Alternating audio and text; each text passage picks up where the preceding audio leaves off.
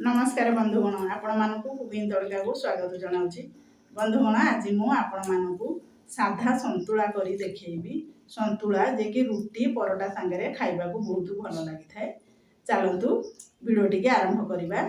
जदि आपण आज मोर वीडियो भल लगे प्लीज मो चैनल को सब्सक्राइब करेंगे पाखरे थिबा घंटी को बजाईदेवे यही नुआ नुआ वीडियो देखापी मो चैनल को सब्सक्राइब करूँ। चलतु आम देखा संतुला रेसिपी। चलतु एबे आमे संतुला तैयारी करिबा। सेथिपई मो एठी किछि कखारु नेछि, तापरे अमृतभंडा नेछि, आलू नेछि, तापरे टमाटर नेछि, किछि पोटल, तापरे बीम छुई, कांकण आउ गाजर नेछि। तापरे गोटे कदली की मु हळदी पानी रे पकेइकी रखिछि। तापरे एबे आमे गैस लगेबा। गैस लगे कड़ाई में किसी पानी दे दीची। पानी आमर टिके गरम हेले आमे सेथिरे सब जाक परिबा दबा।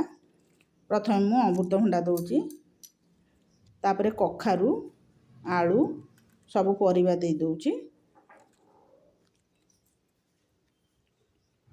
तापरे एबे मु सेथिरे गाजर बीम पोटल आउ कांकण सब परिबा दे दबा। तापरे कदली की मध्य दे दबा। दे सारिकिरी एबे मु सेथिरे अल्प टिके हलदी तापरे लुण स्वाद हिसाब रे दे दउची।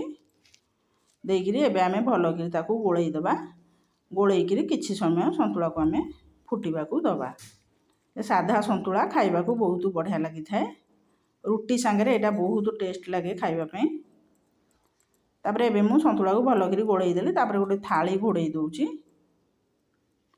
सिझिबा को ताकू आमे दबा। तापर किछि समय पर आमे देखिबा हमर संतुला हेलाणी ना नहीं। देखंतु संतुला हमर फुटिलाणी। तापर एबे मु काटी की रखि दिबा टमाटर को दे दउची। दे सारी कि आउ किछि समय आमे संतुला को घोड़ेई दबा सिझिबा पई। एठी मु आउ कोनोसी मसला बा किछि पकोउनी। तापर किछि समय पर देखिबा हमर संतुला हेलाणी नहीं। देखंतु संतुला हमर हेई आसिलाणी। टमाटर मध्य बढ़िया भाबे सिझी गलाणी। तापर एबे मु भलो कि संतुला उठिके दाबी दुबी दउची। देखंतु संतुला हमर केते सुंदर हेई गलाणी। अमृतभंडा मध्य बहुत बढ़िया सिझी गलाणी। संतुला उठिके भलो कि एम्ति दाबी दुबी देले संतुला बहुत नटपटिया है बढ़िया लगे खाइबा को मेंचा मेंचा हे जाए। तापर हमर संतुला एबे हेई आसिलाणी।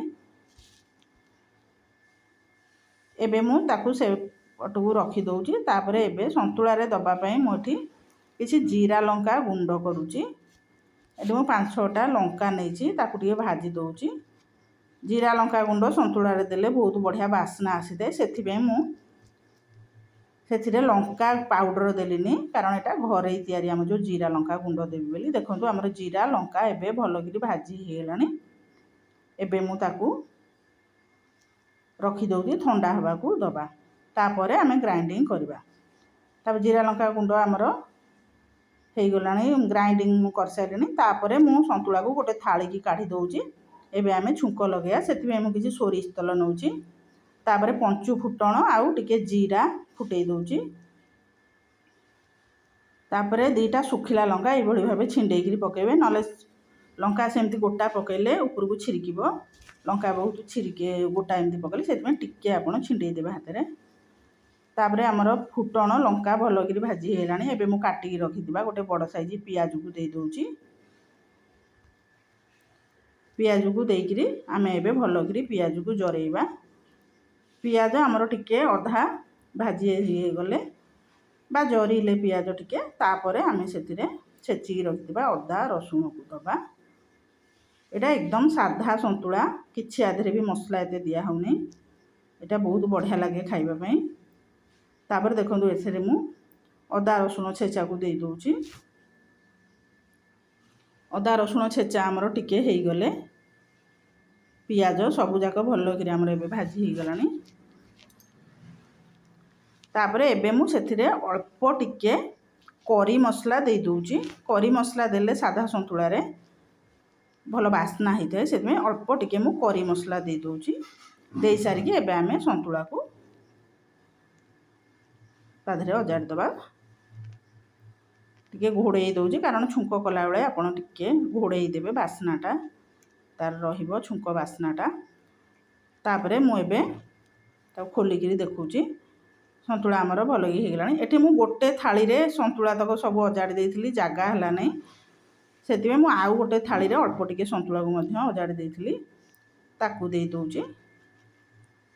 ଗୋଟେ ଥାଳିରେ ଅଜାଡ଼ିଲି ସନ୍ତୁଳା, ଟିକେ ଜାଗା ହେଲା ନାହିଁ ବୋଲି ମୁଁ ଆଉ ଗୋଟେ ଥାଳିରେ ରଖିଦେଇଥିଲି। ତାପରେ ଏଇଭଳି ଭାବେ ଆମେ ସନ୍ତୁଳାକୁ ସବୁ ମିଶାଇ ଦେବା ଛୁଙ୍କ ସାଙ୍ଗରେ। ତାପରେ ଟିକେ ଗୋଟେ ହାଫ୍ ମିନିଟ୍ ପାଇଁ, ଟିକେ ସମୟ ପାଇଁ ତାକୁ ଟିକେ ଆମେ ଘୋଡ଼େଇ ଦେବା, ଯେମିତି ସନ୍ତୁଳାଟା ଆଉ ଟିକେ ଫୁଟି ଆସିବ। ଦେଖନ୍ତୁ ସନ୍ତୁଳା ଆମର ବଢ଼ିଆ ଭାବେ ଫୁଟି ଆସିଲାଣି। ଆପଣ ସନ୍ତୁଳା ଦେଖି ଜାଣିପାରୁଥିବେ କେତେ ସୁନ୍ଦର ଦେଖାଯାଉଛି ଆମର ଏ ସନ୍ତୁଳା। ଆପଣଙ୍କୁ ଘରେ ନିଶ୍ଚୟ ତିଆରି କରିବେ, ଖାଇବେ, ଆଉ ଆପଣଙ୍କ ମତାମତ ଜଣାଇବେ।